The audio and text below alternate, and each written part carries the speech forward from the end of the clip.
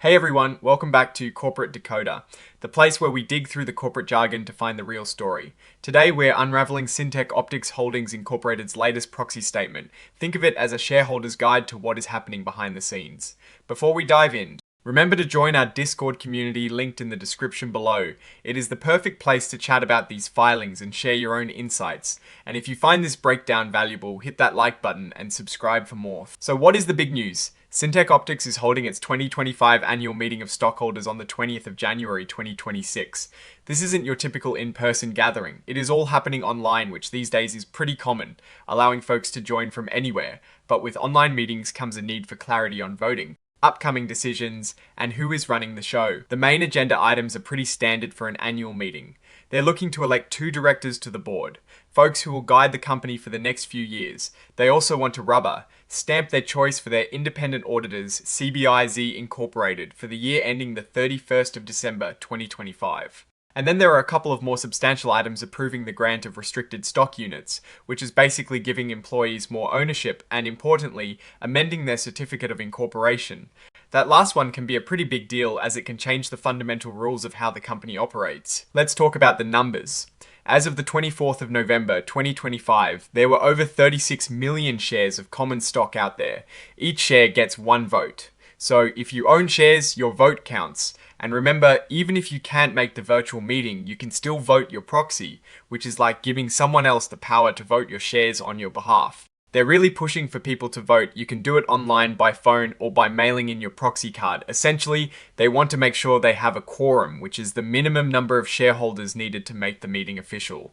To have a quorum, they need a majority of the voting power of shares present either in person or by proxy. That means they need over 18 million shares to be represented. Now about those directors up for election, we have Wally Bishop, who brings a ton of experience from the financial world, including stints at KPMG, Barclays, and Deutsche Bank. He has also served on other boards, which is key for governance. His background in audits and corporate governance is exactly what you want to see to ensure the company is running on the up and up. Then there is Albert A. Manzone. His resume is stacked with experience in global companies like McKinsey & Company and PepsiCo Incorporated. He has a strong track record in strategy, operations, and mergers and acquisitions. He's also been a CEO leading a successful turnaround and taking a company public.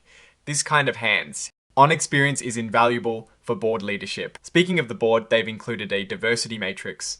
It shows they have 5 directors in total, but interestingly, for gender identity, everyone is listed as did not disclose gender. For demographic background, all 5 directors also fall under did not disclose demographic background. This is a bit unusual, and something to keep an eye on, especially with evolving regulations around board diversity. At the top of the house, we have Al Kapoor, serving as both chairman and chief executive officer. He is an optics and photonics industry veteran, having acquired and grown companies in this sector for decades. He is also quite involved in policy discussions related to innovation and has advised the White House and MIT. His deep industry knowledge and financial acumen, especially from his MBA at Harvard Business School, makes him a pivotal figure in the company's direction. Then there is Dean Rudy, the Chief Financial Officer. His background is a solid mix of finance and operations, spanning over 30 years at companies like Xerox Corporation and leading finance at various other businesses. He's got experience in scaling companies and improving financial reporting, which is crucial for any CFO. Now let's peek at the compensation. For fiscal year 2024, Al Kapoor received a salary and bonus totaling $48,103, and Dean Rudy also received a salary and bonus of $81,098. It is worth noting that this is for 2024, and the meeting is in January 2026. So this is historical data. The compensation for executives is tied to performance and retention, especially with long-term equity incentives like these restricted stock units. Let's look at the fees paid to their accountants, CBIZ Incorporated. In 2023, the total fees were $227,309, jumped to 2024, and that number more than doubled to $548,330. The audit fees themselves saw a big jump from $227,309 to $471,045. While an increase in audit fees isn't always a red flag, especially if the company's operations grew significantly, such a large jump warrants a closer look at what drove that cost. This proposal is all about approving the grant of restricted stock units, or RSUs, under their 2023 equity incentive plan. This is a way to reward employees and directors and align their interests with those of the shareholders. For 2025, they're proposing to grant $100,000 worth of RSUs to each non-employee director. Across the 3 non-employee directors, that's a total of 150,000 RSUs, using about $300,000 from the plan.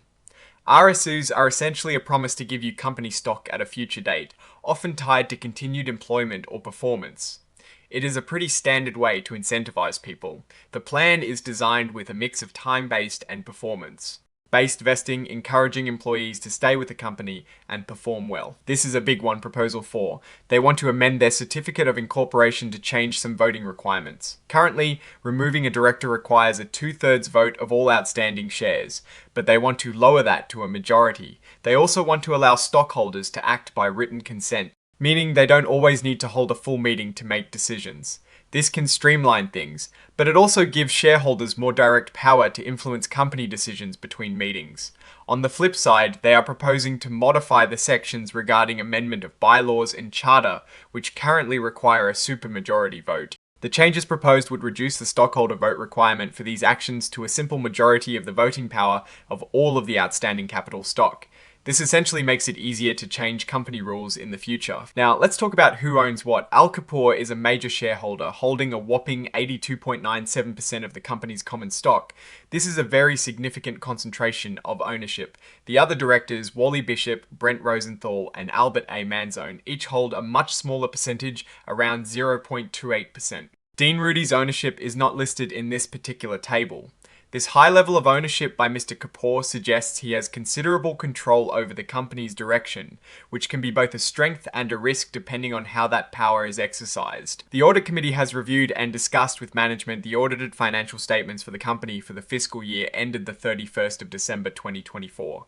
This is a standard procedural step. The committee also discussed with the independent public accounting firm CBIZ Incorporated various matters including their independence, okay? So what is the story here? Syntec Optics is holding its annual meeting, and a few key things stand out. First, the proposed amendments to the Certificate of Incorporation, particularly reducing director removal requirements and allowing action by written consent, signal a move towards potentially more shareholder power and flexibility in governance. However, the very high ownership by Al Kapoor is also a major factor. His stake means he has substantial control. His deep industry experience and background in optics and photonics are undoubtedly valuable. But such concentrated ownership can sometimes lead to concerns about minority shareholder interests or a lack of robust independent oversight. Though the report does highlight independent directors, the increased audit fees are noteworthy, and while not necessarily alarming on their own, it is something to track. Also, the lack of disclosed gender and demographic information in the board diversity matrix is a bit of an outlier in today's corporate landscape, and it will be interesting to see if and how this evolves. Ultimately, the company seems to be setting up for a future where shareholder input might become more direct through these proposed charter amendments. While still maintaining a strong leadership core, what is your take on these numbers and what they signal for the company's future? Drop your thoughts in the comments. If this analysis was valuable, hitting that like button really helps, and subscribe for more deep dives. Don't forget to check out the Discord in the description where we'll be discussing this filing further. Thanks for watching, see you next time.